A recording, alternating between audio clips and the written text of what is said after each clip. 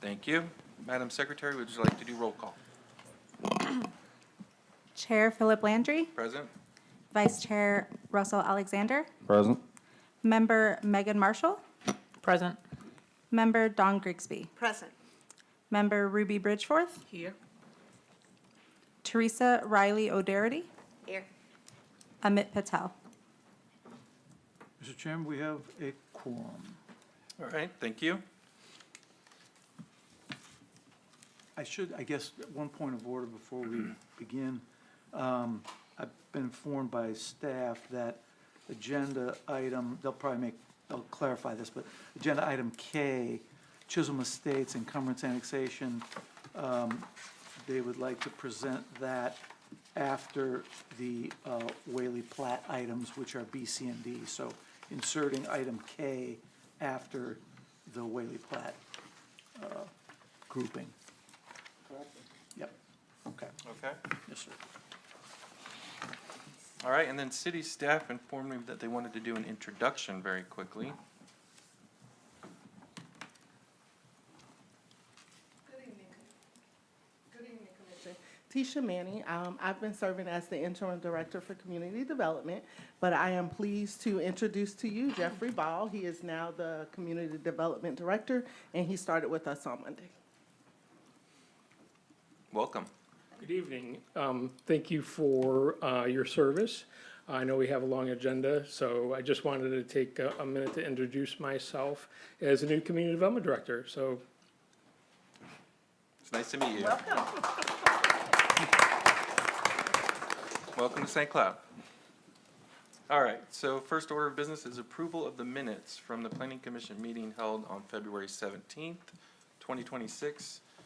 Everybody had a chance to review the minutes. Do we have any questions, comments, concerns? If not, could I get a motion to approve? I move that we accept the minutes of the February 17th meeting. All right, I have a motion I second. and a second. All in favor of approving the minutes? Aye. Aye. Motion passes. Minutes approved. All right, first resolution is, we have three, well, I'm sorry, no, I'm skipping ahead there. Action item A is resolution number 2026-23R for Graceful Christian Academy. This is a conditional use, CNU 25-00008.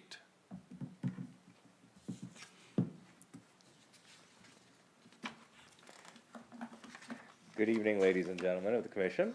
My name is Sean Raja. I'm a senior planner with the Community Development Department. I'm here today to present DRC case number CNU 25-0008, Graceful Christian Academy, which is accompanied by resolution number 2026-23R for conditional use. The site, as seen in the aerial, is an existing institutional site. It's the location of the Altar Church. The applicant, Luke Anthony of the Altar Church, is proposing to operate a private school from 2 modular buildings on the site. Here is an image of the site plan. The 2 modular buildings you can see as modular building number 2 and number 3. The use was previously approved by the City Council on September 11th of 2025 of last year under a previous conditional use, which was CNU 25-00001, which was to be the Altar Academy. For CNU 25-0008, the Graceful Christian Academy, the ownership of the church is the same, but the private school is to be operated by Graceful Christian Academy. Nothing else has changed since the council approval last year. However, one of the conditions of approval for CNU 25-1 for the Altar Academy was that the previous conditional use was for the Altar Academy only. Thus, the name and operational change requires that this conditional use be brought forth for your recommendation and future council approval.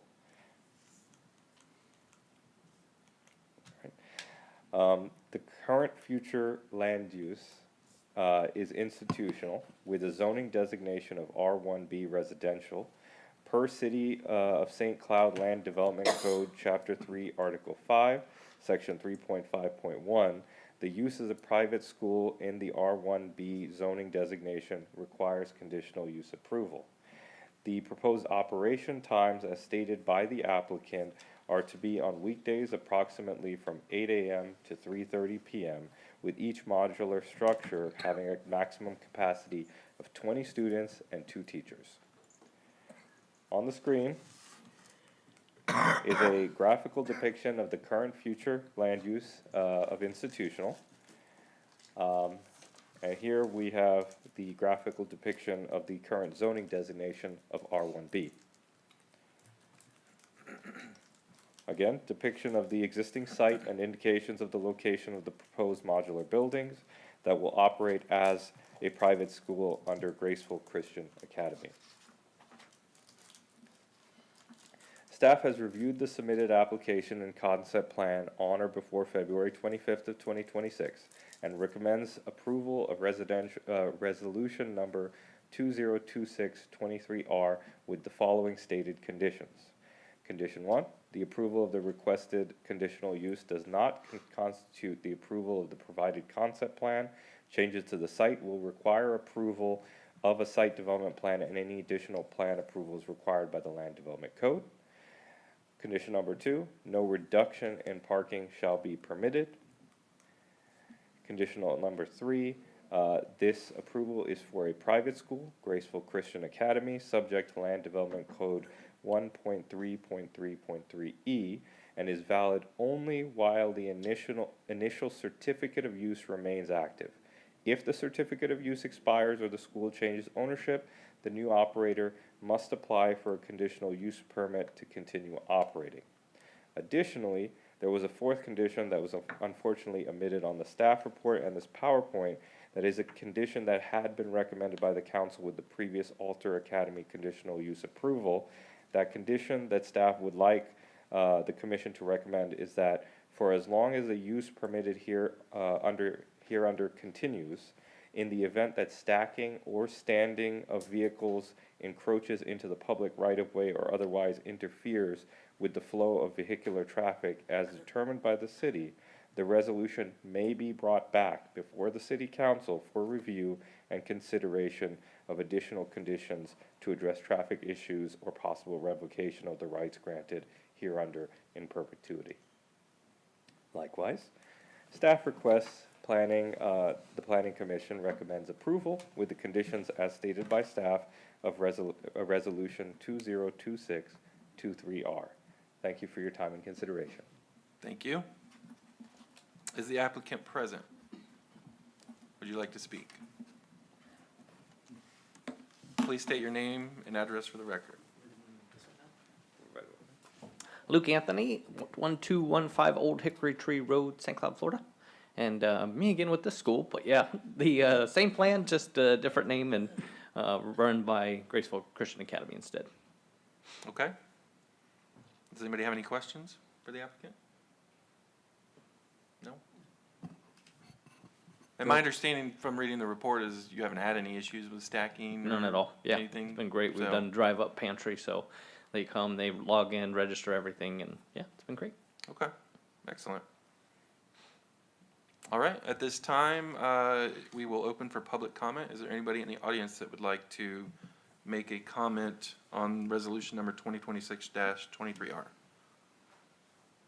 All right, I don't have anybody in the audience, so we will close public comment. Any other further questions or comments I just, by the commission? to clarify, on the slide, it said 20 students per building. In the report, it says 20 students total. So which is It's 20 students per structure in the per application. structure? Yeah, Okay. and that's a maximum amount of students. So 20. 40 students maximum. The maximum is 40 students, 20 per building, with 2 teachers. Okay. Just curious, do they have to, for the conditional use permit, is there a yearly fee on that, or is it just a one-time fee? It's just the one-time fee for the application and the process. Okay. But again, like we said, the condition that was stated explicitly requires us to go through this process. Right, yep, Understood. Different name. All right. Any other comments, questions, discussion? Okay. I'd like to call for a motion. I'd like to make a motion to recommend approval of resolution number 2026-23R based on the 6 factual matters within the Land Development Code and with the conditions as stated by staff. Just for clarification, Ms. Grigsby, the 4 conditions, the added 4th condition that was specified at the end of the presentation by staff, that was absent from the report. She did say stated. I did, as stated by staff. I didn't know if I needed to specify how many, 4 with conditions as stated by staff. Okay. Thank you. They made an amendment, so. All right, so we have I second the motion. a motion for approval and we have a second. All in favor? Aye. Aye. Aye. Any opposed? All right, motion passes 5-0. All right, next ordinance number 2026-06. This is Whaley plat, so there's 3 of these. I assume we should be reading them all together. All right. All right, so like I said, the first one is 2026-06. This is for the voluntary annexation. ANX 25-00020. We also have ordinance number 2026-07. This is for a comprehensive plan amendment. This number is CPA 25-00011. And then the last one is ordinance number 2026-08. And this is a zoning map amendment, ZMA 25-00014. Good evening, ladies and gentlemen. For the record, Marcus Bastian, Deputy Director, Community Development, and I would like to just welcome those of you who are just joining us, and thank you for being here. Before I continue, I just have a couple of things that I would like to introduce into the record. Prior to this hearing, we did receive some information and a request from the from the Ocala County School District. And it's part of your packages, so all of you should have this. But in order to also introduce to the record here, I would just like to briefly read the condition that was requested. Actually, I'm sorry, it's not a condition, it's a comment that was requested for us to add to the staff report. That comment states that the proposed Whaley plat is a development that may generate up to 4,650 residential units, being 2,200 single-family and 2,450 multifamily dwelling units. Per the east of Lake Toho element approved by the School Board of County Commissioners, by the Board of County Commissioners on August 16, 2010, 275 acres were denoted as additional land uses. The school board maintained its rights and entitlements consistent with the applicable laws and ordinances to collect educational system impact fees for all residents and development within the Whaley Plat development. Additional, the school board has requested a dedication, and they say here not donation, but it's a dedication of improvements required of a 20-acre net usable K-8 school site with off-site retention infrastructure to support the school site and other improvements required by the SDOC to ensure impacts on school capacity are addressed appropriately. The school board is respectfully requesting a hold to be placed on all SDPs related to the Whaley Plat development until such time as an agreement to mitigate the impact of the development on student capacity is executed. So before I continue, I just want to let you know, this is not a condition of approval, it's just a note that they have requested. So the school board and the school district and the developer should be working this during the next steps of the development process. So with that, we can go to our cases. Thank you. Can you just clarify for the commission, Yes. SDP is site development plan, Site correct? development plan, which is not under consideration tonight. So a site development plan is frankly quite far away from where we are today. Thank you. As already was already mentioned, this is a presentation for the annexation, comprehensive plan amendment, and zoning amendment for the Whaley Plat development. This is a fairly complex project. You guys are going to be hearing this quite a lot in the coming year, or years probably. And I wanted to just put in context here before we begin. You all remember, couple, or most of you will remember, that a couple of meetings ago, we discussed Nell City South, which is what's shown on your screen right there. The remaining area, this is all to the southwest of the Turnpike, in the southwest corner of our jurisdiction. And you're going to recognize here too also perhaps Cross Prairie Village, which has been subject of other meetings in the past, and obviously Edgewater East and Edgewater West. We also have Bellaterra and two other communities that at this point are still in Osceola County, so that's the Fontana and Waterlyn. So today we are talking about Whaley Plat, which is what you're seeing on your screen right now.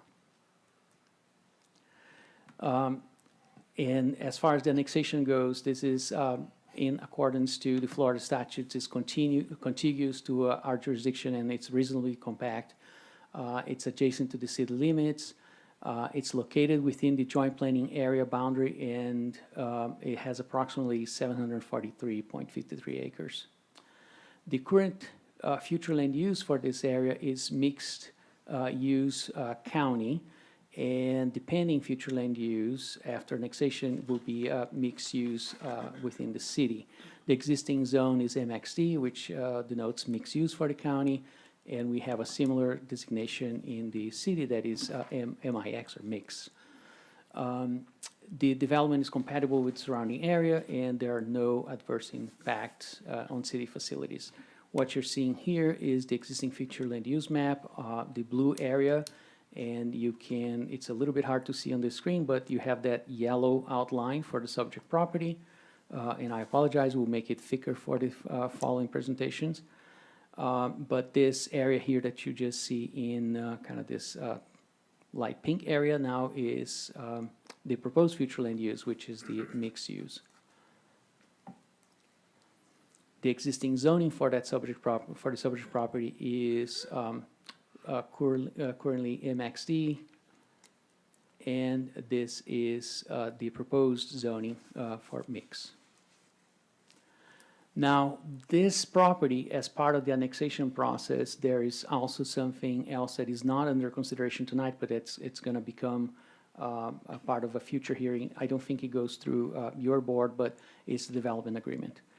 And the development agreement is where we recognize the prior existing county approvals. So what you're seeing here is that this project in 2021 had a concept plan that was approved by Osceola County, that's the CP 2108. And with that, in 2022, they had a preliminary subdivision plan that was also approved. That's the PS 2207 or 0007. And subsequently, they had PSP amendment. So that PSP is essentially changes to the project that you saw before, and the development started with an SDP, which is the site development plan that was done through the county, but that was only for phase one, which is roughly the northeast corner of the development. What you're seeing here is that concept plan. So going back, that is that CP 2108. This is what the level of detail that you have on that concept plan that was approved by the county. This is where they established the place types and the neighborhood types that are within the development, and also give you the full development approvals for that project.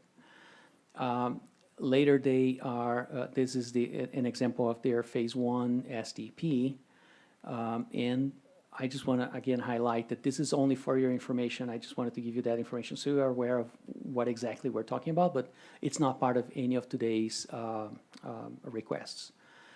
So that's the SDP.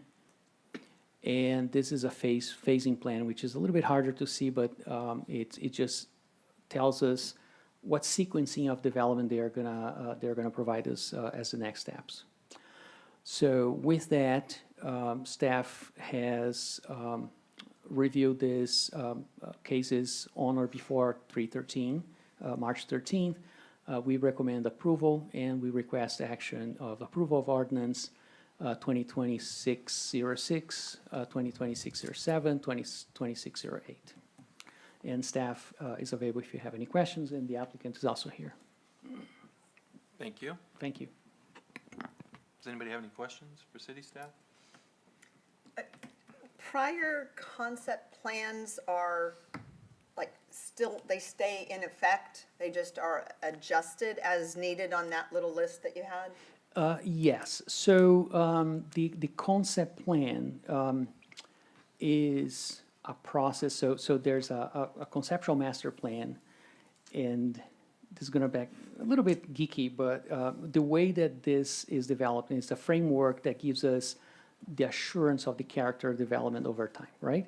So it starts very early with what's called a conceptual master plan, and that conceptual master plan has like a pretend grid, and I'm just putting air quotes here because they create a preliminary grid that under ideal situations, that's what would happen in that particular area.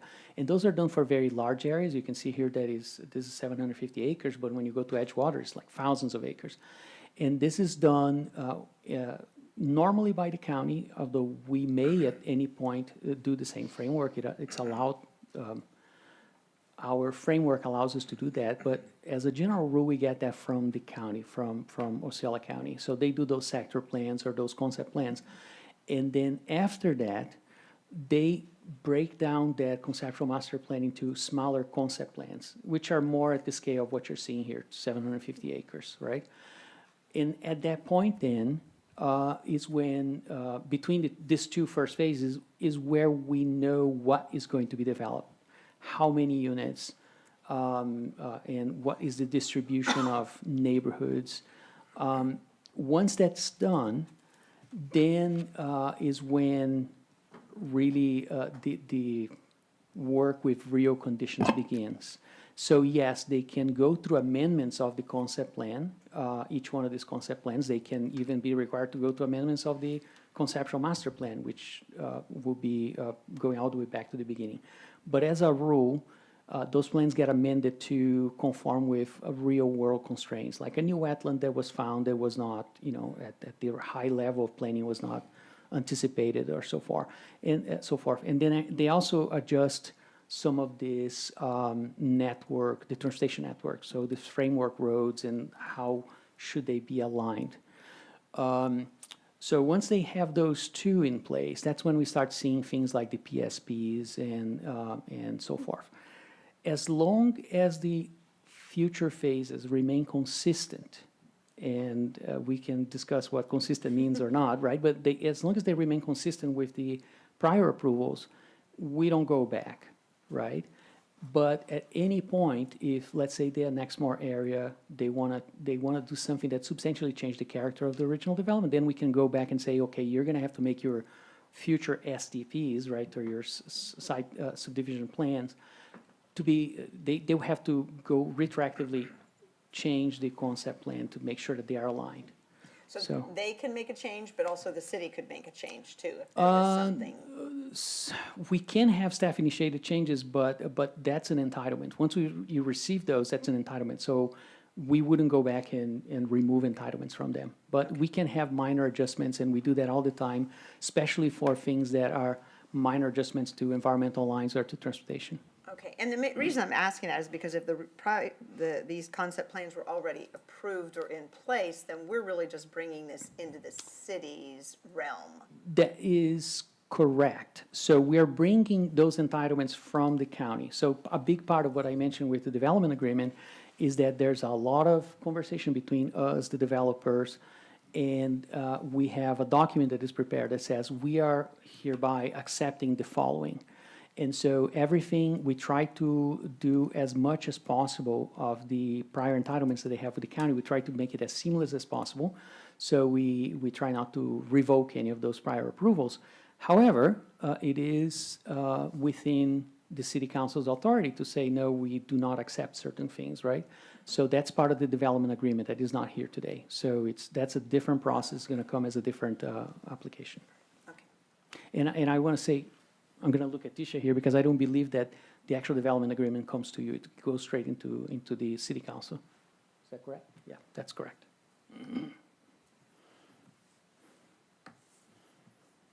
I guess I'll just add to your question, that you don't need to give us a lengthy description, but, I'm unable not to. so, well, so this is we're going from mixed-use district, county to mixed-use city, and part of the goal with mixed use is to have exactly what it sounds like, mixture of commercial and residential. Correct. But what we continue to see is, developers continue to just build residential because that's what brings the quick money in and whatnot. So what do you guys have in place to help kind of So- mitigate that and make sure that So. mixed uses actually are I want mixed? I want to set a few expectations here, that mixed use doesn't mean that everything will be mixed. I wish that that was the case. What a mixed use concept plan does is that it gives certain balances between uses. So, just to use this example, what you see there is that everything that you see in yellow and kind of like this light orange color, that is supposed to be residential. And then those red areas are areas where other uses are introduced. That balance has been negotiated back as far back as, like, let's say 2010, when the concept plans were accepted, right? And so certain areas of the development will have mixed use. It doesn't mean that it's mixed use everywhere. And in an ideal world, that would be correct, that we would want cities to have all of these uses intermingled, right? But that's not the reality of how development happens here, so. And by here, I mean this country, not here, St. Cloud. Thank you for the quick description. Is the applicant present, and would the applicant like to speak?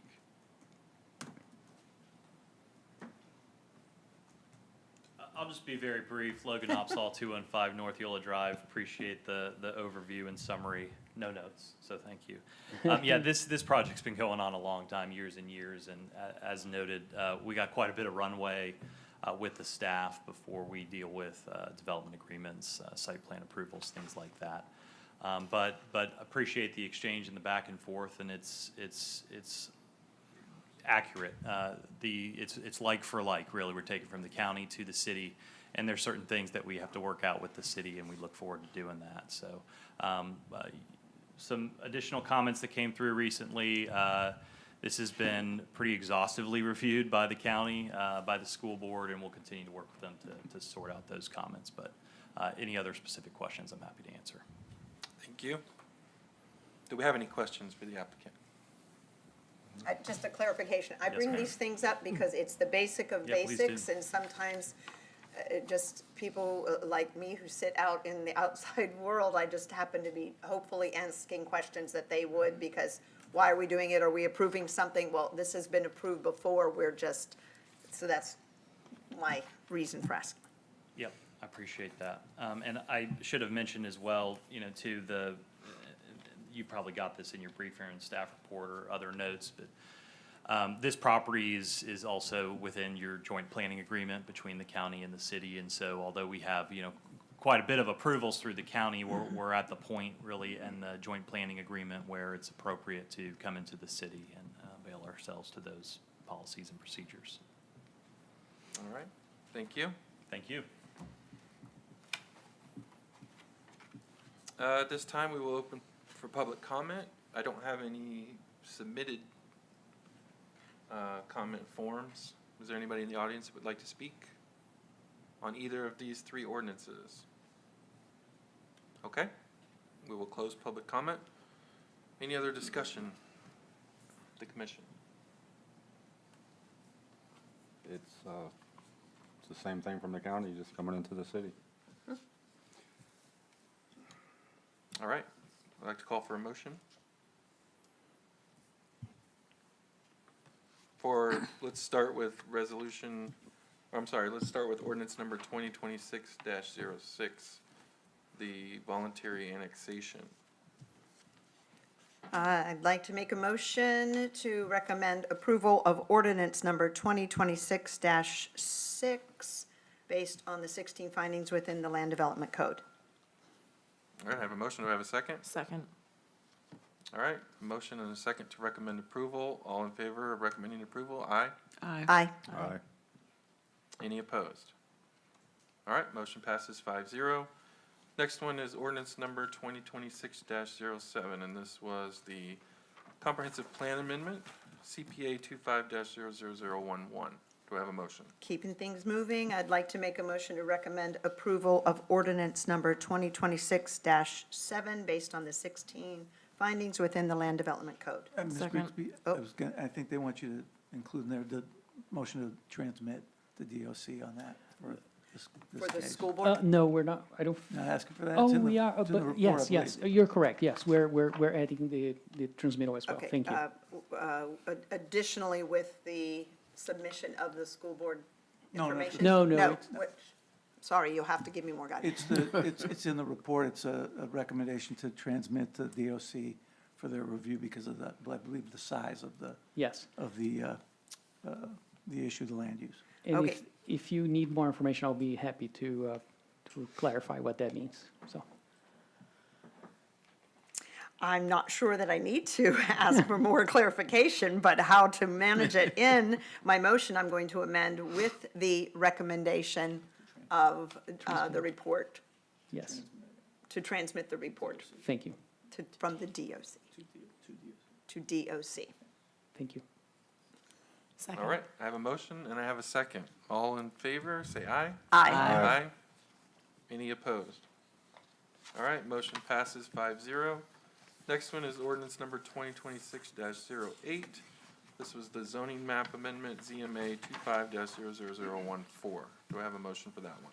I'd like to make a motion to recommend approval of ordinance number 2026-8 based on the 16 findings within the Land Development Code. Second. All right, I have a motion for approval, to recommend approval, and a second. All in favor? Aye. Aye. Any opposed? All right, motion passes 5-0.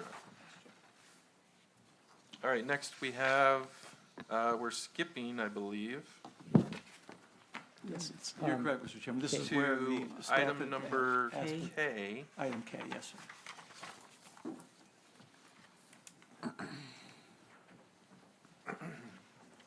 All right. So, action item K is ordinance number 2026-16. And this is Chisholm Estates encumbrance annexation.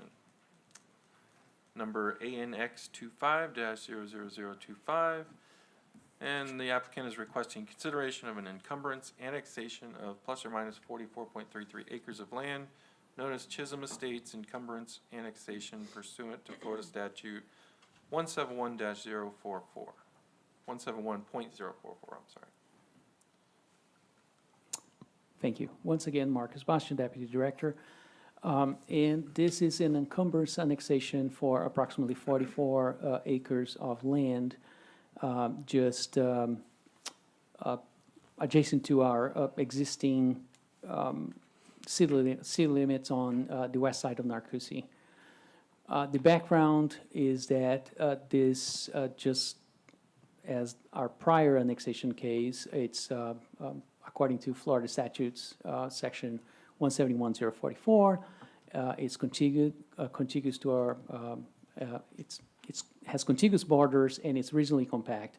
It's adjacent to our city limits and it's within the joint planning area agreement area, and it is also contiguous to the city limits. I'm sorry, this is kind of repeated. The existing future land use varies. There's multiple future land uses, and there are multiple multiple zoning designations. This is a brief or an overview of the location. What you see here, the subject properties are within the yellow boundary.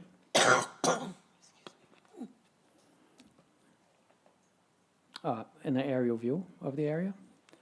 And the existing future land use here, as you can see, is mostly low-density residential.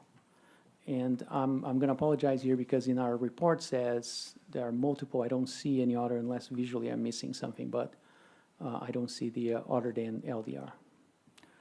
The existing zone, and it's a mixture of mostly residential zones. And our staff recommendation is for approval of ordinance 2026-16 with the following comments. From Public Works, and comments 1 through 5 are just for the Chisholm State parcels. The stormwater pond was constructed to support this development, platted as Tract C and dedicated to the public. This stormwater pond is maintained through an MSTU. The street lights were installed to support the development, and the cost of maintenance and electrical costs are paid through an MSTU. Residents of the Chisholm Estates are currently paying MSTU fees for maintenance of the stormwater pond and street lights. In 2025, in the 2025 tax bill, residents paid $213 for the stormwater pond and $291 for street lights.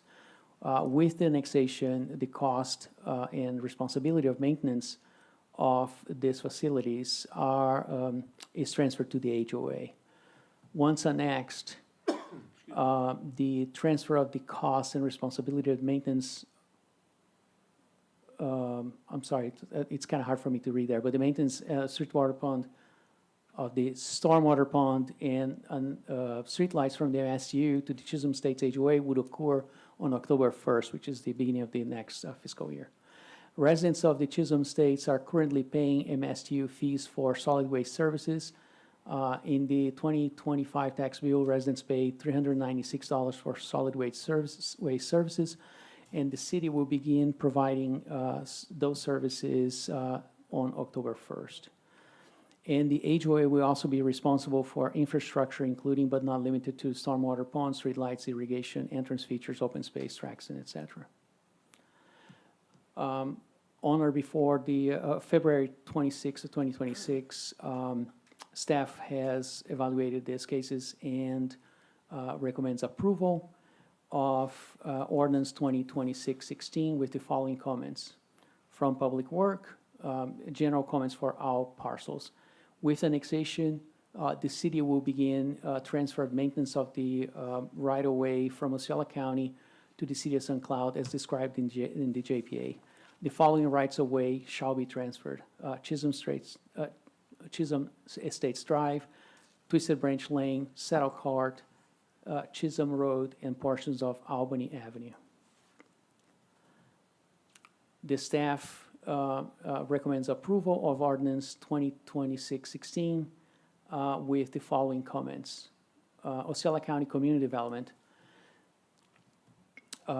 Osceola County staff has reviewed the proposed annexation application and has identified items that need to be addressed concurrently or within a specific time frame of annexation.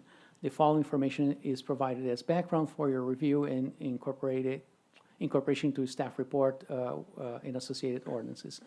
The proposed annexation is within the ultimate city limits of the JPA. The county has updated our permit review, meaning the county's permit review system, to note that these properties are pending annexation to the city of St. Cloud, and the county will continue to coordinate with the city of St. Cloud if any new development applications are submitted to the county within this, while this annexation is in process.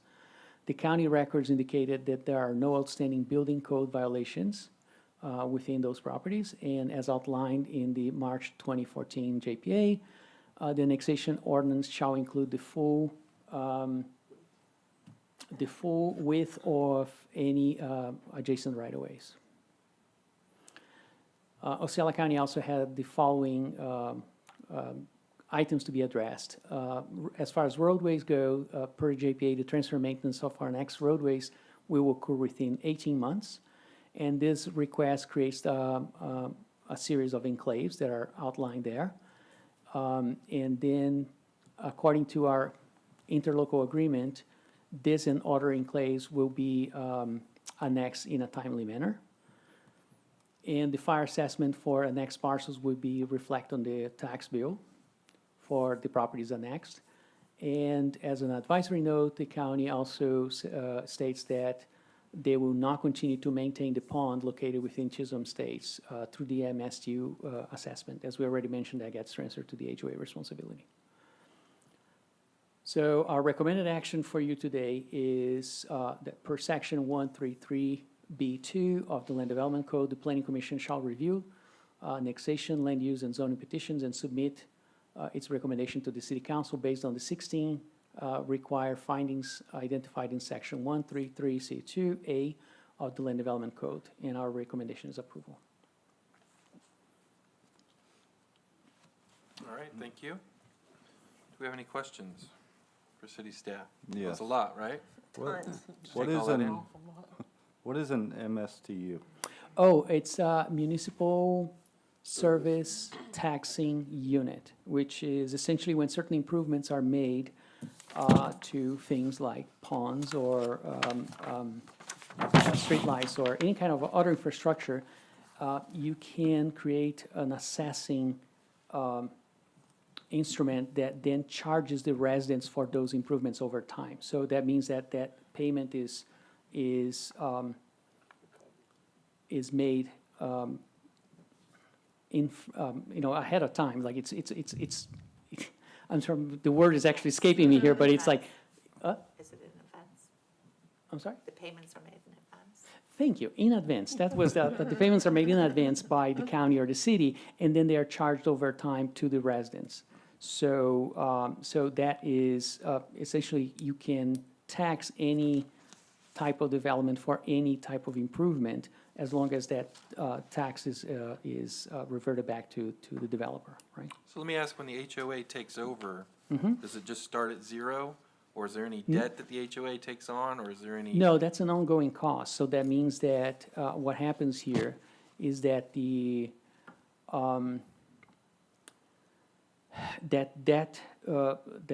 responsibility that is on a monthly comes on a monthly bill from the county today, right? So that means that they are paying the county. I'm sorry. That means that they're paying the county on their MSU taxes. Now they're going to become part of the HOA fees for the maintenance of those facilities. Right, well, the reason I'm asking is because, if anybody lives in an HOA, I'm sure some of you do, right, fees go up, because the cost of things go up, right? And so, I mean, do we know that the charges, the taxes that they've been paying accurately reflect the actual cost of the maintenance?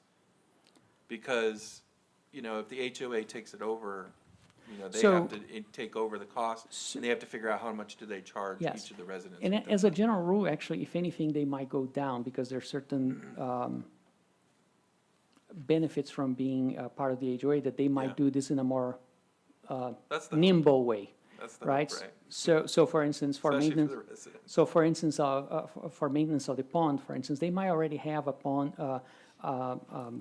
a lawn maintenance service that does all the common areas. They're just adding the pond so that, $300 or whatever that they pay. Oh, and I said monthly, I apologize, that's actually an yearly fee, not a monthly fee.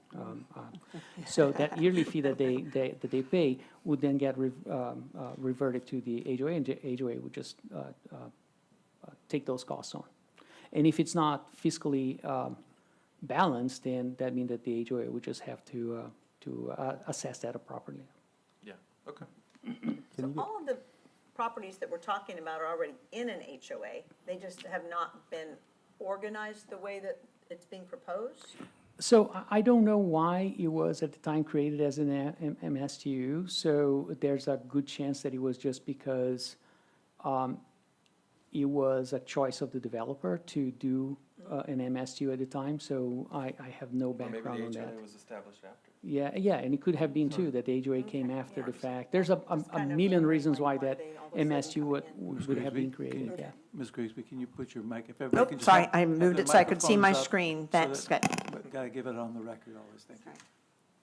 Can you go back to the slide to add that information in it? About the MSTU? Yes, I think it's in every slide, but let's take a look the here. one that talked about, that one. That one. So has the city surveyed the condition of the roads and things like that to understand what kind of maintenance they're taking over? We have reviewed as part of the annexation, like when we do the annexation, the case intake and the case review, yes, we have a team that does that. Now, I cannot speak to that because I'm not part of the team, but the reality is that we do take those streets every time we annex a different piece of property. And as you all know, we have been annexing a lot of land lately. So that is just part of the cost benefit that we all do. And that's not so much for our board per se, but sometimes I like to mention things like that for our council members that watch these. Maybe they didn't think Yes. about that, you know, Yeah. and. Well, I'm pretty sure that it's in everybody's mind. It's a cost that the city is taking on. I mean, yes, the city is gonna get the ad valorem taxes, but, you know, they also take on the maintenance Yes. costs and things like that, so. Yes, and I think that in this case, it's not such a huge deal because they are all local roads. It becomes much more of a factor if we're talking about, larger scale roads. In that case, a lot of times though, those might remain as county roads. So if it is already a county road, it might remain as a county road if it's a framework street. So I want to clarify, in the tax bill, residents paid $213. That's not all residents, that's each household? Or is it all residents? It's per household, Per per household. unit, yes. I just wanted to make sure. Would you elaborate on number 4, on the solid waste? Do they pay the city now? What happens there? I believe that we don't charge for solid waste. I think it's, again, It's I'm gonna included look in at. the Toho. We Yeah, charge yeah. for solid waste. Yeah, Yeah, it's part of, so that is one of the things that is gonna go away. So that would and go it's away. already- Yeah. Mhm. So, we did have theirs, and I don't know if anybody here from the public is gonna be speaking on that, but that was a concern we had. I forgot to mention, we did have a meeting on March 9th with the residents, so it was a community meeting where we sent notices to the residents that were impacted by the annexation, and we had 9 attendees, plus or minus here, but 9 attendees, and I think our staff outnumbered the attendees because we had the city manager, we had fire chief, the police chief, our communications director. There were a lot of us there, and the concern that you hear is what you're alluding to, which is what's going to happen to my taxes. yeah, The reality is that in most cases, it will depend on the very specific improvements and the current condition of each property. It's likely that they might increase because millages will be different, and also like this transfer of fees might change things, right? However, it is part of our long-term plan that's the whole reason for the JPA, is that we will continue to annex those areas, right? So even though this has tax implications for the residents, the reality is that when the whole reason that an encumbrance exists is because they got services from the city. So we have been providing them with this infrastructure already. So the encumbrance agreement was given by the developer probably 20 years ago. I don't know when yeah, that well, I was looked built. in the report, and some of these were from 2003. Exactly. And so what happens 2005. is that when, as part of that agreement, it is the developer, and I know that some of those owners might not even know, you might be signing 300 pages when you buy a home, right? Right. Of like something that you don't really know. But one of those documents would have been this transfer of the encumbrance agreement that goes from the developer and stays with the land. So unfortunately, and I empathize with all of them, right? It might be something that you are not aware, but it is within the interest of the city to annex those lands over time because we're already paying for those services. And your goal in this public meeting was to underscore the benefits of being part of the city. Exactly, because Things like that. I don't want to speak for others here because I could put, Chief Gerke here or Chief Miller here, and they would give you all of the benefits of how our response times are better, all of the technology that we have in our public safety and our police, and, like all of the programs that we believe that our services are superior to what they are getting today. And again, I don't want to get into the details because it's not my area. But yes, there are obviously a myriad of benefits of being part of the city. What services are the city currently providing to this area? Do they have? Water and sewer. do they have Water and sewer, there? yes. So they installed the water and sewer at the time that the subdivision was developed. This, And that's part of the encumbrance agreement, you know, basically, we provide water and sewer. Eventually, when you become contiguous to the city limits, you know, that's when the encumbrance agreements are cashed in, so to speak. Yes. this item would create enclaves, which could further be annexed. As Those- part of an enclave agreement or enclave annexation, yes. And we tend to do those in groups. But those folks never signed an agreement, correct? Yes, but they are within the JPA, and part of our JPA, or the whole point of the joint planning agreement with the county is that whenever an area is adjacent to our boundaries or contiguous or enveloped by development that is already within the city, we will tend to try to make our boundaries as cohesive as possible and as compact as possible for a series of reasons, including discourage sprawl. And I know that that doesn't sound like what this is, but it discourages sprawl and increases our ability to provide efficient services, because if you do have those enclaves, now they're having to be serviced by the county. And so that means that if you have a small pocket of units that is in the county and there's, let's say, a fire emergency, who gets, to serve them? Well, thankfully, we don't have to worry about that because of our interlocal agreements. But to your point, a garbage truck for the county would have to go Exactly. through the city. And it becomes to collect inefficient. the county garbage. Yeah. So were those people notified of this? Because this would directly affect those people as well. I don't have the details here, but usually we send notifications within 300 feet of the properties that have been within the boundary. Looking, Ralph, is it 300 is our standard notification boundary? I don't know if we moved to 300 yet, it was 500. Okay. I can verify that citizens did receive public notice. 300 feet. Okay. Is anybody here to speak on this tonight? No? Okay. That meant that the staff must have done a good job of answering their questions March 9th. We sure hope so.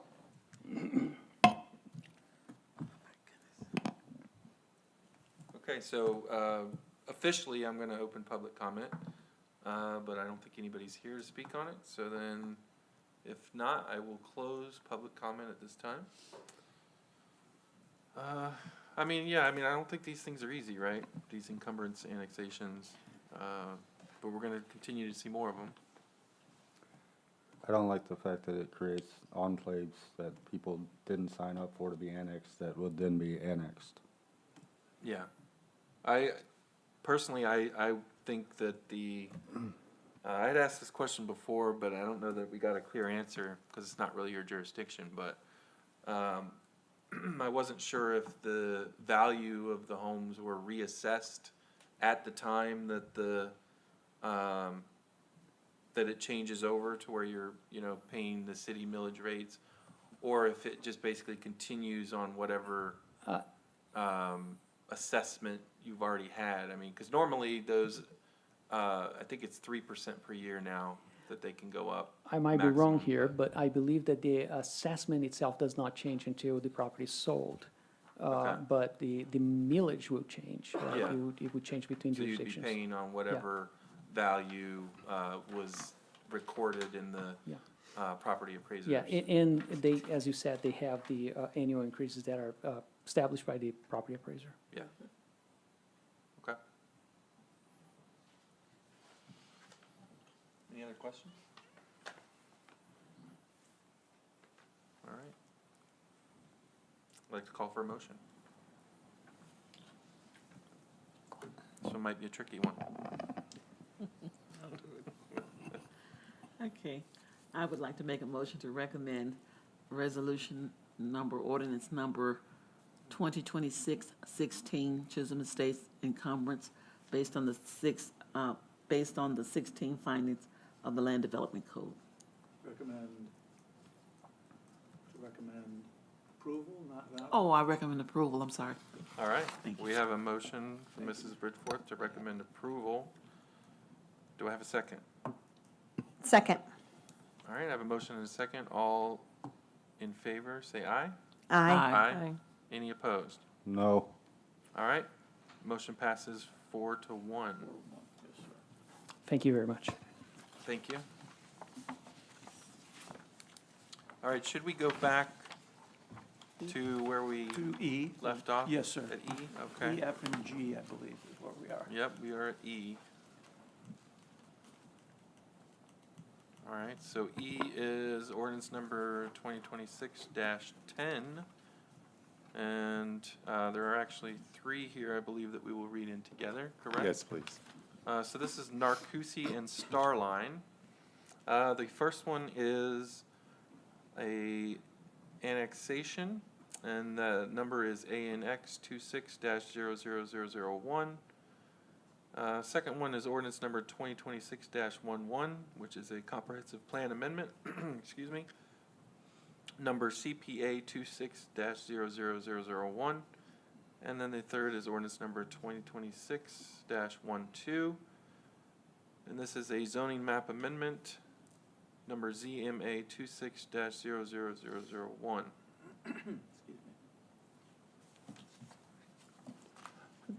Good evening, Ralph Keith, Associate Planner with Community Development. It's great to see you all, and happy St. Patrick's Day. Thank you. Happy St. Patrick's Day. Tonight, we will be going over a case for annexation, comprehensive plan amendment, and zoning map amendment for the project known as Narcoossee and Starline. The boundaries are contiguous and reasonably compact. It is adjacent to the city limits and located within the joint planning agreement. The project is for 9.79 acres. Currently, the future land use is low-density residential county with a pending future land use of commercial city. The existing zoning is AC, agricultural and conservation county, and R2, rural development county. We are proposing a zoning designation of HB highway business city, as well as the development is compatible with the surrounding area and will have no adverse impacts on city facilities. Here is a graphic representation of the existing future land use showing the current low-density residential, as well as a graphic representation showing the proposed commercial future land use. Here is a representation of the existing zoning showing that AC, agriculture and conservation designation, as well as the R2. And as well, they are proposing the HB highway business designation within the city limits. On or before March 13, 2026, staff reviewed this project and recommended approval.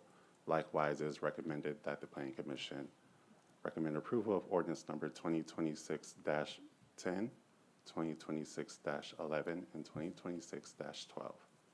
The applicant and staff are available for any questions. Thank you. You're welcome. Can you go back one slide? Is this just 2 parcels? Is that why we're seeing the Yes, divide there? so one of the reasons we wanted Chisholm Estates to go first is because they're right adjacent to the bottom. This will be 2 parcels that will eventually be combined into one. That kind of shows both parcels. So half the parcel is that R2 designation, and the other half is the agricultural. I do want to remind city staff, hopefully somebody will write this down, but I had asked in our last meeting that we have a legend on these so that we can see, so that the commission can see the surrounding either future land uses, current zoning, you know, because we don't unfortunately remember what all the colors represent. Yeah. And I apologize for that. That's my fault because we are in the process of actually redoing our staff report structure, and we're going to have those legends, but I will try to have that by next month for you guys. So Thank you. my I apologies. appreciate it.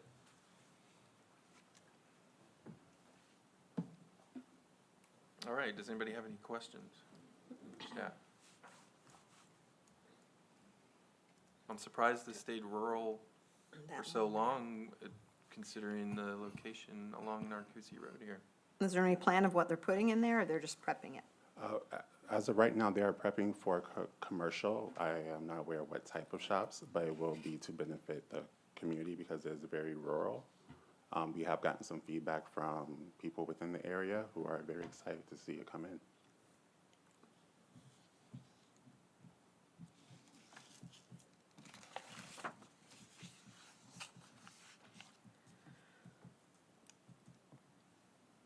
Is the applicant here this evening? Yes.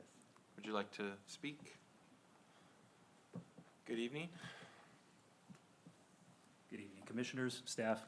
Thank you. My name is Chris Blurton with Interplan LLC, representing the homeowners and the applicant, 220 East Central Parkway, Altamont Springs, and I'm here to answer any questions that you may have. I believe there was a question regarding potential users. As mentioned, this is still just kind of prepping the properties, the two parcels for future commercial development. They are looking at several different commercial users, including some out parcels up front that would be pushed up to Narcousie Road per the Narcousie Road overlay standards, as well as some larger format retailers and mostly retailers and services that would be located in the rear of the property. And I'm here to answer any questions that you may have. Okay, thank you. Thank Does you. anybody have any questions for the applicant? Is the parcel directly on Narcousie Road, is that large enough to have? Or are you just trying to combine them? Can so you that- go back to one of the previous slides? That particular slide is what you're referring to? Yeah, That is actually, and it's very confusing, that is taken from the property appraiser's website or the county's GIS system. There is apparently, there's a title search that's been performed on the two properties to confirm that that little strip that you see there, that looks like two separate parcels, that is actually an old railroad right-of-way, apparently. And I forget what the name of the railroad was. It was see, I'm like glad I Lake- asked these questions, that's interesting to me. Yes, you probably never knew that there was at least a That's the old- planned the old railway Sugar through Railroad. St. Cloud here, at least that particular location. It was abandoned quite a few years ago, but that was an actual railroad right-of-way for, and again, I don't think it was like the St. Cloud Railway, maybe Lake Toho Railway. As far as I know, there were no actual tracks ever there historically. However, that's why you see what look like two separate parcels.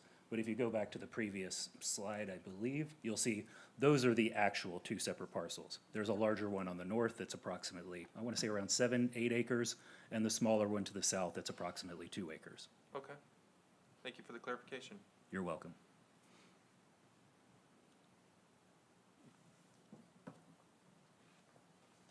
No questions? Okay.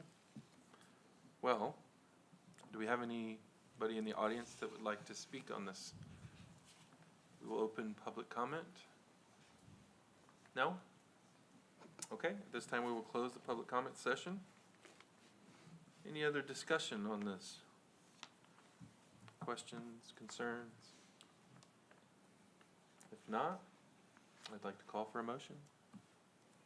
I'd like to make a motion to recommend approval of ordinance number 2026-10, based on the 16 findings within the Land Development Code. All right, I have a motion to recommend approval. Do I have a second? Second. All right, motion and a second. All in favor of recommending approval, say aye. Aye. Aye. Any opposed? All right, motion passes 5-0. Can I get a motion on the second one? Yes, sir. I would like to make a motion to recommend approval of ordinance number 2026-11, based on the 16 findings within the Land Development Code. Do I have a second? Second. All right, motion and a second. All in favor of recommending approval, say aye. Aye. Aye. Any opposed? Motion passes 5-0. Do I have a motion on the next one? Yes, sir. I would like to make a motion to recommend approval of ordinance number 2026-12, based on the 16 findings within the Land Development Code. Do I have a second? Second. All right, I have a motion and a second. All in favor, say aye. Aye. Aye. Aye. Any opposed? All right, motion passes 5-0 to recommend approval. All right, next item is H, I, and J. We want to read these together, correct? Yes, please. All right. This is for the Hickory Tree Road Community Center. And the first one is ordinance number 2026-13. This is for the consideration of voluntary annexation, number ANX 25-00026. Second one is ordinance number 2026-14. This is for the comprehensive plan amendment, and it's number CPA 25-00016. And the third is 2026-15, and this is for the zoning map amendment. And this one is number ZMA 25-00020. Good evening, Ralph Keith, Associate Planner with Community Development. The case before you tonight is for an annexation comprehensive plan amendment and zoning map amendment for the project known as Hickory Tree Road Community Center. Currently, the parcel is contiguous and reasonably compact, is located within the joint planning area boundary and is contiguous to city limits. Currently is 4.85 acres. The current future land use is community center within the county. The pending future land use will be community center, city. The existing zoning is CCCC, community center core, county. And the proposed zoning will be CCCC, community center core, city. The development is compatible with the surrounding area and will have no adverse impacts on city facilities. Here is the existing future land use showing the community center future land use designation, as well as the JPA community center proposed future land use.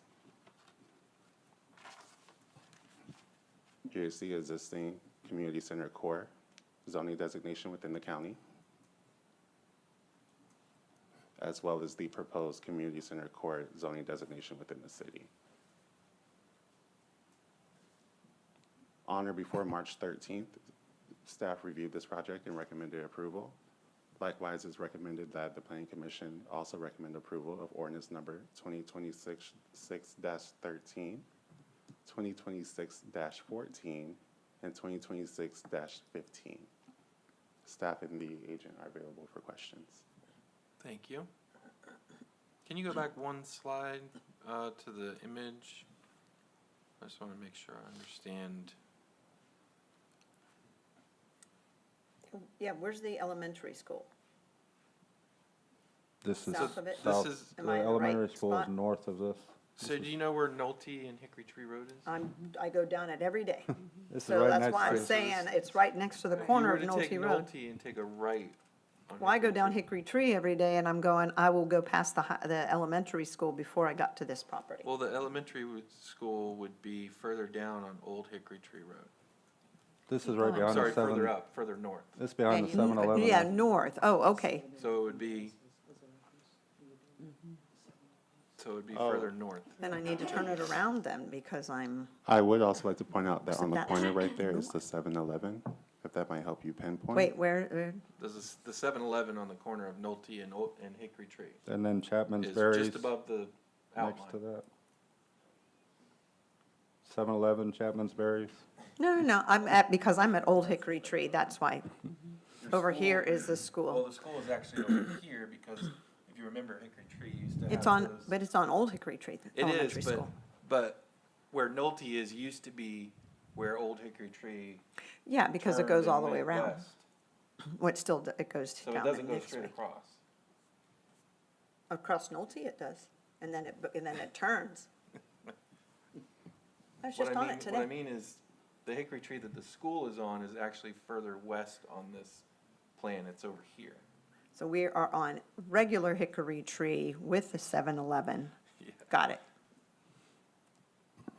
Just north of that giant storage facility. That looks like a tower. If that helps. What? What are the, what's allowed on the community center property?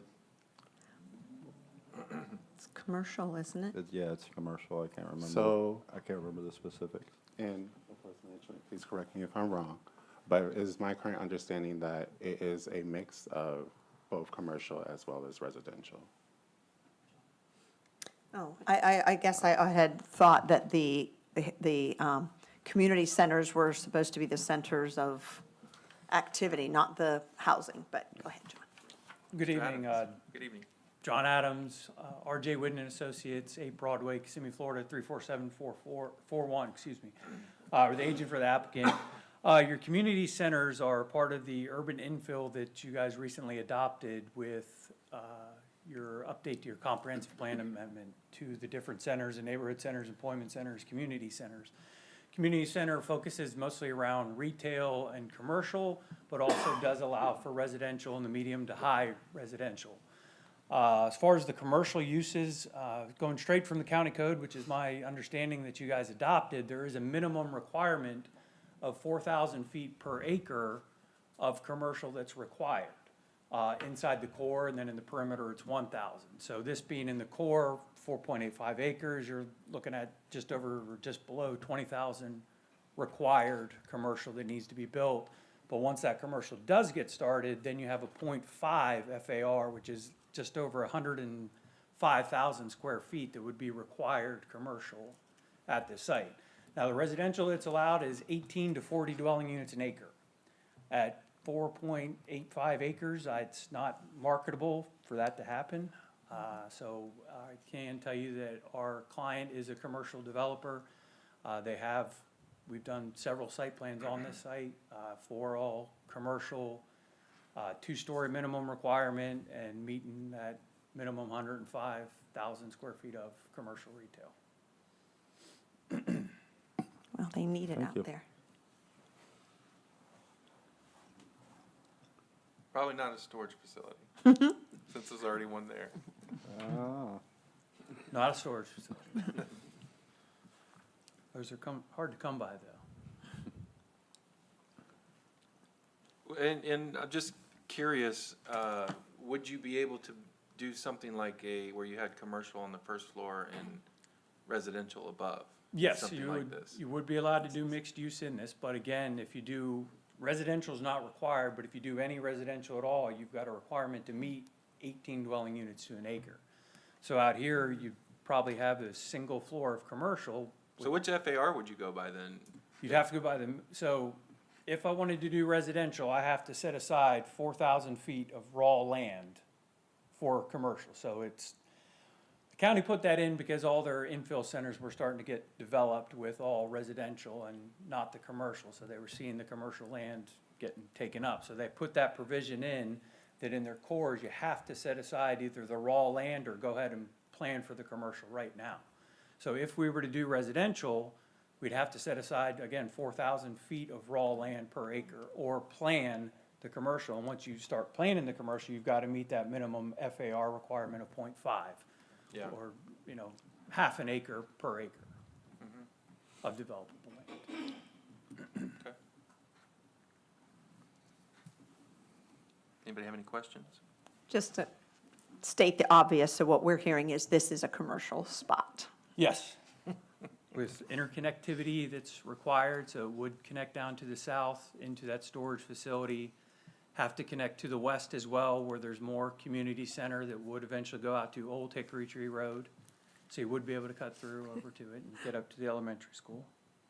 So would it actually connect to the storage facility or to the It would connect to the storage facility. Behind the storage facility, there's those townhomes that have been built Yeah. that all back up to this site. Mhm. So the only opportunity would be able to connect into that Because the storage townhomes are facility. already occupying Right. the other area? Okay. And that, the site plan for that facility, the storage facility, does connect to the north.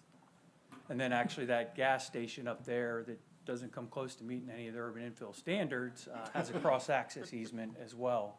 So there would be a connection in there as well. So you can leave your townhome, hit your storage facility, and then go to the car wash all in one trip without leaving. Without getting on the area. Hickory Tree Road, yes. That's good. That's what we want. We want people to be able to do those things without getting on the road. And you can walk to the stores that would be in this.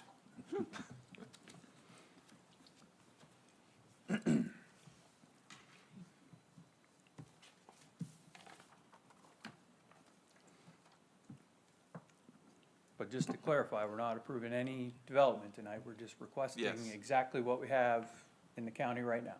Yep. Well, thank you, because we haven't talked about community centers for a little while, so I needed that update. There was one that we had recently represented, that was out off Nova Road, just north of the apartments, that was community center core as well, out there on the east side and north of the apartments. Yeah, it's a relatively new term in the comprehensive plan. Yes. All right, so I guess we still have to do public comment. Is there anybody here for either of three of these ordinances, 2026-11, 12, or 13? Nope, okay. We'll close public comment. Any other discussion? These are 13, 14, 15. Oh, I'm sorry. Thank you for the clarification. 13, 14, and 15. Yes, sir. Those, I'm still stuck in the past. Yeah, it's okay. It's all right. All right. Any other discussion? Feel comfortable with this? Commercial, potentially? Pretty high probability? Just not a car wash. Well, they have one at the 7-Eleven, so. All right, so would someone like to make a motion? I'm make a motion to recommend approval of ordinance number 202613 based on the 16 findings within the Land Development Code. All right, I have a motion to recommend approval. Do I have a second? Second. All right, all in favor, say aye. Aye. Aye. Any opposed? Motion passes 5-0. Can I get a motion for the next one, 2026-14? I'll make a motion to recommend approval of ordinance number 202614 based on the 16 findings within the Land Development Code. I have a motion. Do I have a second? Second. All right. All in favor of recommending approval, say aye. Aye. Aye. Any opposed? Motion passes 5-0. And can I get a motion for 2026-15?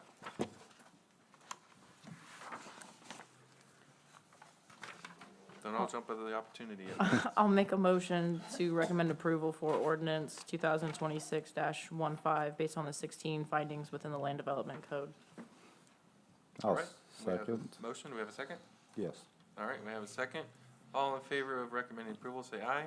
Aye. Aye. Any opposed? Motion passes 5-0. Thank you. Thank you. All right, so that was H, I, and J. We already did K. So that brings us to L, which is, this one should be fun. Ordinance number 2026-09, entertainment district hours for alcohol consumption. Good afternoon, council, this commission. This is Tisha Manning. Oh, sorry, wait, sorry, we went And out it is of St. order. Patrick's Day, so Let me this- get all the way. Good afternoon, good evening, Commission. Tisha Manning, zoning manager for community development. The ordinance that's put before you, 2026-09 for project case CDA 26-00001 is for an amendment to the entertainment district hours. This was brought forth, made suggestion by city council, based upon some feedback from the business owners in the entertainment district area. So the current hours right now are 11 a.m. to 12. And they're asking for those hours to be extended until 1 p.m. The days and time are also Wednesday, Sorry, just to clarify, you mean 1 a.m., right? 1 a.m., I'm so sorry. Yes, 1 a.m., not 1 p.m., 1 a.m., and to remove the Wednesday through Saturday restriction. So the current time is 11 a.m. to 12 a.m., Wednesday through Saturday. So we're going to remove the Wednesday through Saturday restriction, so they'll be able to do it pretty much 7 days a week, and it's to 1 a.m. That is the change that's being made to the entertainment district hours. And this is going to help support, of course, economic development. We do have the entertainment district where they can do the cups and walk to the different businesses in the different locations in the area. In conversations with the police chief, there has not been any type of arrest or any type of disturbances that have happened in the area. So they were in support of extending those hours. So it's extending it to 1 AM from 12 AM? Correct. Okay. And 7 days a week. And so, yes. For some reason, I thought it was the other way around when I read it. I don't know why. I just, or You maybe didn't my have enough to memory- drink. Yes. Yeah. Yes. I needed a drink, maybe that's. So, Coffee. so that was the first thing that went forth. So you are correct, Chair Lantry, because after we had that discussion, then they went back to, they want to they want to take the hours back to 12 AM. So you will see that in your staff report where we originally requested an extension to 1 AM, Okay. and then we backed it back to 12 AM. Well, I did watch the city council meeting, so maybe that's why I got confused. Yes, yes. So, yeah, it was to extend it to 1 AM, but they backed it back to 12 AM, but they left the days to be the 7 days a week. They didn't take the restriction of the days away. So we're actually voting on only changing The the number days. of days, Correct, right? correct. Yes, yes. So it So went, it would remain 11 AM to 12 AM. it remained 11 But AM to 7 days a 12 week. AM, yeah, with the exception of Monday through, Sunday through Saturday. So does everybody understand what this is? This is the overlay of the entertainment district a while back, that they allow the sale of alcoholic beverages, and you can basically walk around within that entertainment district. Within the during those hours. entertainment district boundaries, yes. Yeah. Sunday, With a- Monday, and Tuesday. With a clear cup and a sticker. Putting Sunday, Monday, and Tuesday into what's already there. Yes, That's it. yes, yes. With a clear cup with a sticker, correct, Okay. yes. And so staff does recommend the approval. Again, a lot of discussion took place about this. We wanted to ensure that, people are safe. We didn't have any complaints in the area. Make sure, we're growing and allowing for economic, vitality without being disturbances to the residents in that area. So staff does recommend approval of this ordinance, and we ask that Planning Commission also recommend approval of 2026-09. And staff is available for any questions because this is staff initiated. Thank you very much, Tisha. I have a question regarding letting the residents in the area know there's obviously nobody in chambers right now. There is. I live right over there. No, she meant there wasn't anybody in the There's nobody audience. In the audience. Thank you for clarifying that. Is there any literature that's being sent to those residents so that they're aware? Obviously, one, to avoid unnecessary phone calls to the police because this isn't something that's otherwise permitted. Just making them aware of this change because it will, it very well could impact their lives. No literature was sent out as far as the extension of the days. That is something that, it was not sent out. Okay. I'd be surprised if many people know that there isn't even an ordinance on time or days. I'd be more surprised if they knew that.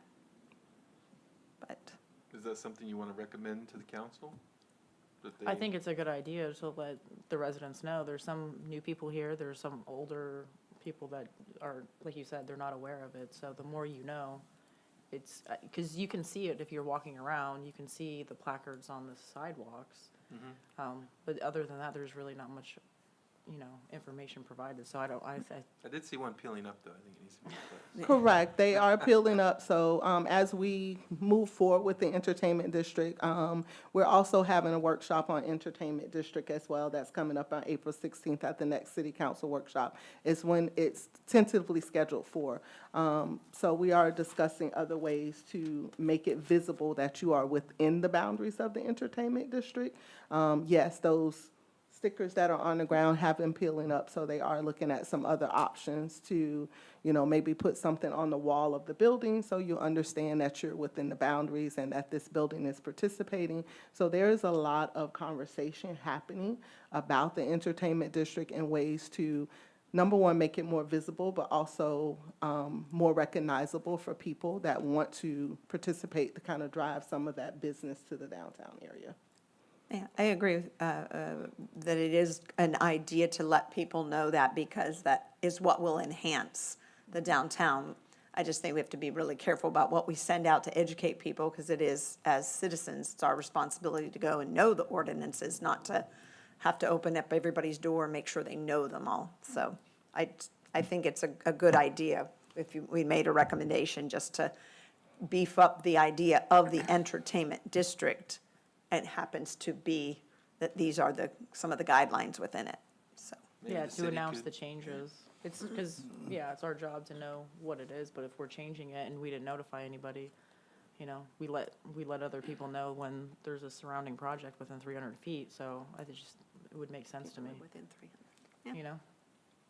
Not saying you need to send it out to the entire grid, but in the, you know, immediate impacted area, I think it's a really good idea. Maybe the city could coordinate with Main Street from historical markers, you know, that could double as marking the entertainment district. I think it's so that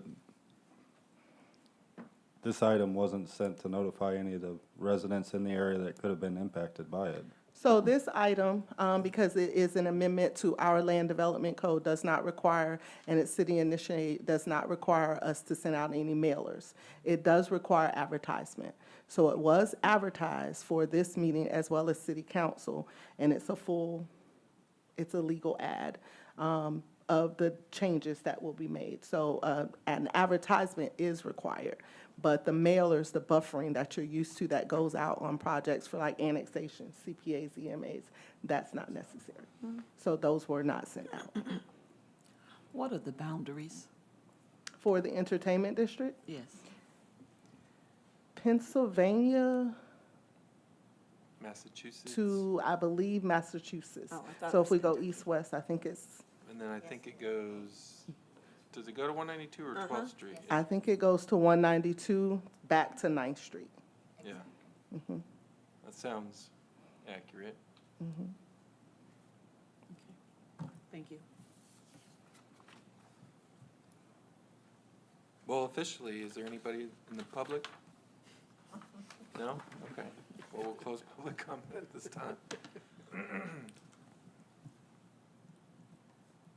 What do we think? I think it's a lot of days and a lot of drinking going on. 7 days a week. Well, I would recommend, if you are concerned about it, watch the city council meeting where they do talk about it. Police and fire, you know, both, from my perspective, said that they haven't really had any issues, and they didn't have, you know, they didn't feel like extending the days would have any repercussions, so to speak. I just know, and I don't know that it would be related to this because the bars are still open, whether or not you're drinking on the street. Just where I live at specifically, the people leave there, they're walking, they do create issues. Yeah, I mean, this is I purely. mean, not everything gets a police call. This is purely for people that are carrying an alcoholic beverage Yeah, in the approved cup from an especially approved- during events, Right, yeah, right. when there's events going Yeah, on. typically, it probably would only occur for the most part during events. Council, Commissioner, if I may, to clarify for Commissioner Alexander. So when you're within the entertainment district, say you get a beverage from one location, you can leave that location with the specified cup with your beverage, and you can walk within the entertainment district. You cannot enter another business location with that beverage, so it has to be consumed prior to entering another business location. You have to stay within the boundaries of the entertainment district with your open container beverage. So people can't get a beverage from, you know, one of the local businesses, bars or restaurants, and then, you know, walk down the street outside of the district while they're still consuming their beverage. So they have to stay within those boundaries. Okay. Can I add to that? Sure, Okay. absolutely. The addition on the days is Sunday, Monday, and Tuesdays, right? Yes. To what is currently Wednesday through Saturday. And consistently, Sunday, Monday, and Tuesdays are the slowest days of bars and restaurants. As a previous restaurant owner, I know, and typically Sunday and Mondays are days that restaurants and bars close because of the lack of, just individuals coming in. But personally, I don't think that those additional 3 days would enhance any additional, public nuisance to the city within the grid of the downtown entertainment center. Yeah, I mean, the hope is that it would actually help with It- economic development, right? So Right. people could have events, say, On the on Sunday other or- nights yeah. that they maybe wouldn't normally, and possibly, alcohol could be served. And help In that them, area. kind of patronize the other, businesses within that location. For sure. And it's kind of an experiment, right? I mean, the whole entertainment district thing, hasn't been around that long, what, maybe 2 years? I believe 2023, right at the end of it. Okay, yes, so sir. almost 3 years, all right. So it's relatively new, right, in its existence. So I think it's still kind of an experiment, but. Right, plus we have to be careful not to say what we think other people are going to do. We don't know that. If you can happen to be off and you go out on a Sunday night or a Monday night, doesn't mean you're drinking 7 nights of the week. So I think it's just, again, adding to the economic development, as the chair says. I'm not trying to encourage anybody to vote a certain way, though. You ready for a motion? I'm not being encouraged, I just Ready for a know that motion? if you get I respect everybody's a beer at opinion. Fire and then you walk over to the cigar place, you should be allowed to do that, if they let you. All right, so is this one, this is Yeah, a what little is bit it? of a different type of ordinance. Do we still have discussion? Anybody else? So I don't know how we read this one in as far as making a motion. I think you just can structure it as. Just recommend moving recommend approval of the way that staff approval or presented it. disapproval of ordinance such and such as proposed. All right, anybody like to make a motion? I'd like to make a motion for approval of ordinance number 2026-9 as recommended by staff. Okay, this is CDA 26-00001, changing the entertainment district hours. Do I have a second? Days. Changing the Days. I'm sorry, Change the days. thank you. Yes, sir. Changing the days. Do I have a second? Second. All right, I have a motion to recommend approval and a second. All in favor of recommending approval, say aye. Aye. Aye. Any No. opposed? No. No. All right, so I believe we had 3 ayes and 2 noes, right? Mrs. Bridgeforth and Mr. Alexander, right? So passes 3-2. Motion passes 3-2. Thank you.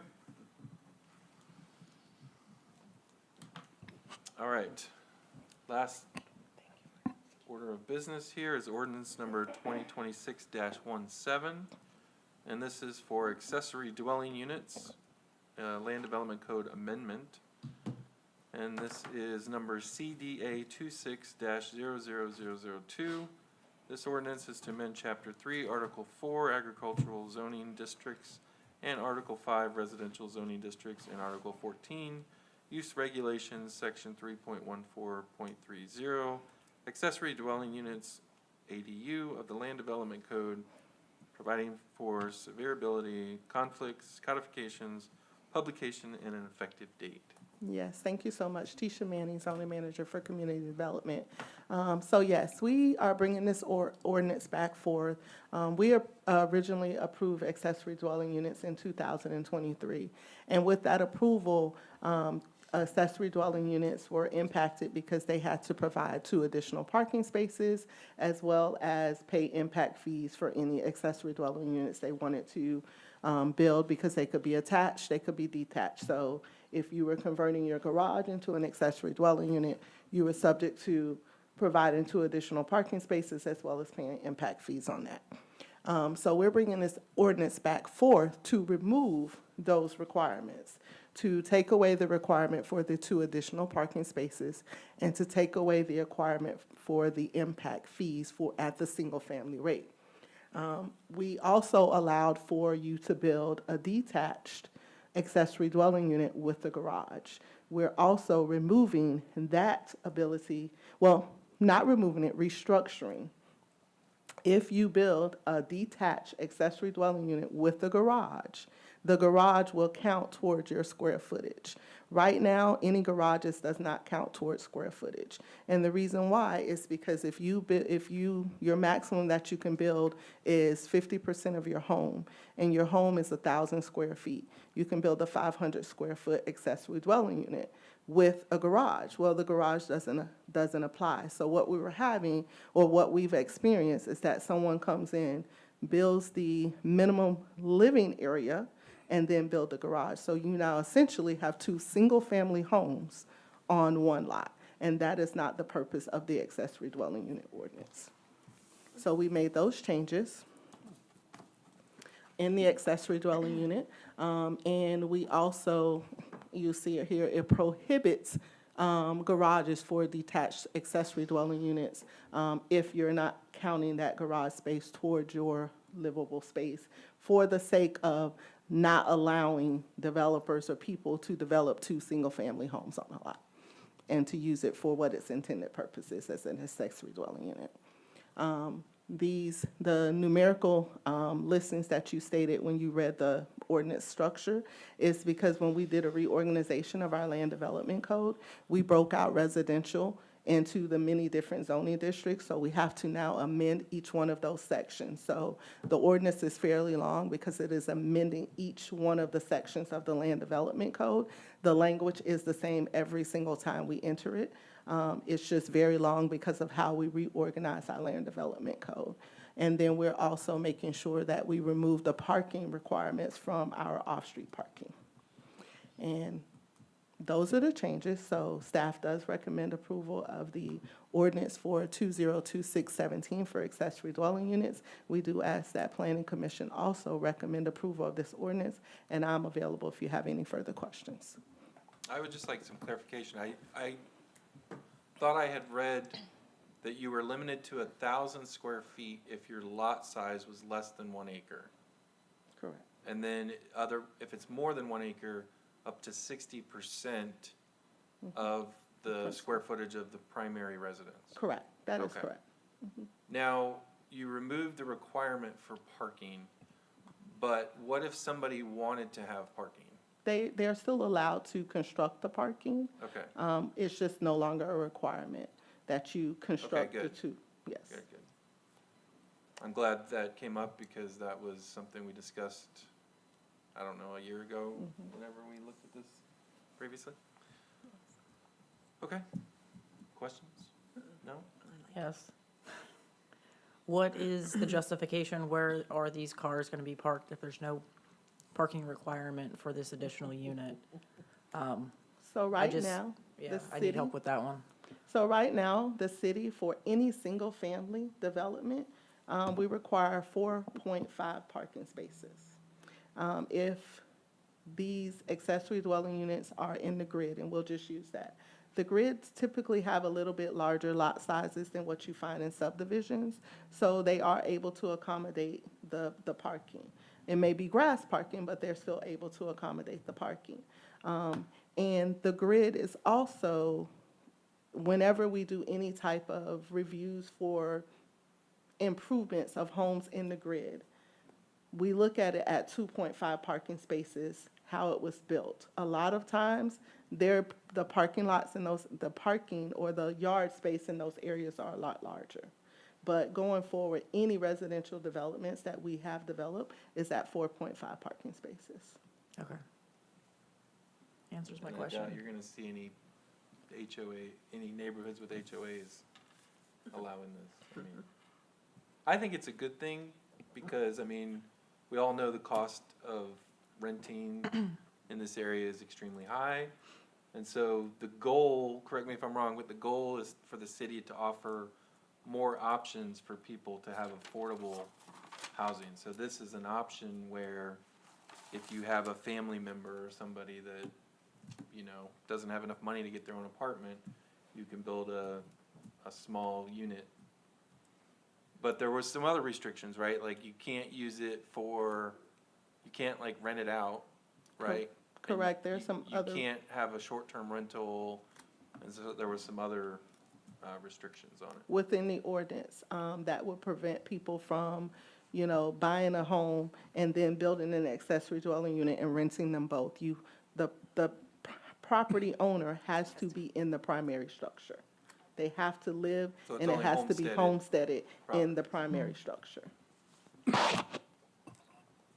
But some of that renting is gonna go by the wayside because of the state regulations that have Correct. come down, so you're gonna be absolutely allowed to rent them out now.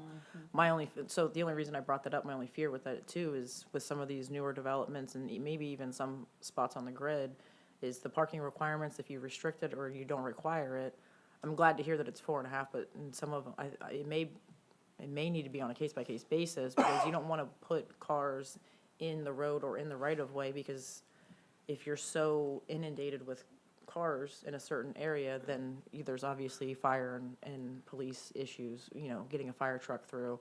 You don't want somebody's house burning down because somebody's parking in the street the wrong way. It's a very real issue, so that was my only concern with it, so. Well, parking, if there's any type of parking in the right of way, we do have code enforcement that can go out and, you know, kind of satisfy that situation. By, a lot of times it's about education. Yes. You can't park in that right of way area. Right now in the city, we don't have a lot of people parked in right of ways. We do, you know, we do face challenges just because in the grid area, and this is specifically what we're talking about, but in the grid area, we do have some of the smaller streets. But again, the yard sizes are typically much larger, so they're able to accommodate the additional cars. Thank you. You're welcome.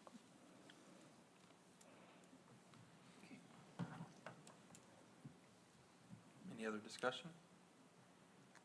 Questions? No, I Don't think that's think we great. need public Get rid of the comment. impact fee. No public comment?